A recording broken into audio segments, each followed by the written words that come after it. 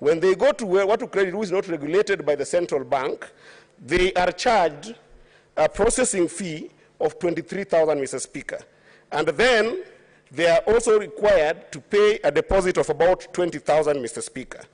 Yet the same financier requires them to be able to be subjected to a 4.5% interest. What does it mean? This means that a boda boda who is buying a boda boda in Kenya today is exposed to a loan of about 154,000 and an interest rate per annum of about 54%. That means that after 2 years, people like Watu Credit will be earning just interest alone of about 166,000. These are the things that we should be able to correct and make sure that it works for the people at the lower part of the pyramid. I still have 4 minutes.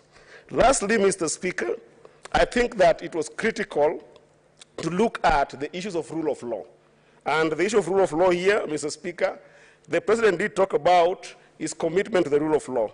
But if you look at Article 132, the President is required to be able to make sure that when he's forming his cabinet, he forms it in accordance to Article 152 of the Constitution. 152 says that the cabinet shall be the President, the Deputy President, the Attorney General, and Cabinet Secretaries. There is no point there whatsoever where there is a prime Cabinet Secretary. I think that a proposal like Honorable Mudavadi being proposed for a prime Cabinet Secretary does not exist in the Constitution. And it's critical that the President does not create an assistant president.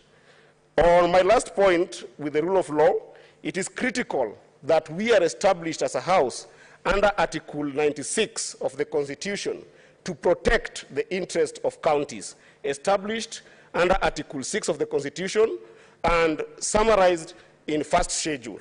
And Kenyans gave themselves the power to be able to get money from the national government, not less than 15% every year under Article 203 of the Constitution.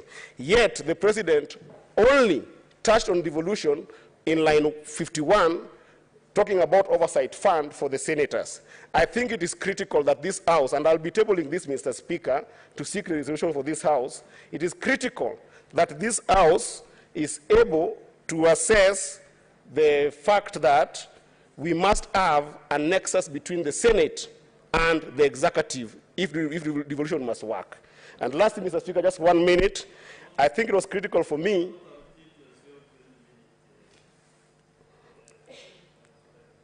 Thank you, Mr. Speaker. I think I was timing myself. I still have 2 minutes, but it's okay. I do appreciate. Yes, I was timing myself.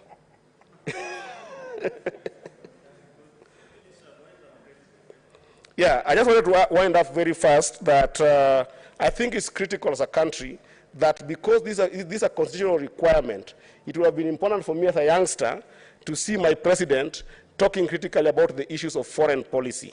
Because under Article 2(5) of the Constitution, all our supreme laws will invite the international other general laws internationally. So it was critical for me to see the president talking about foreign policy. I thank you,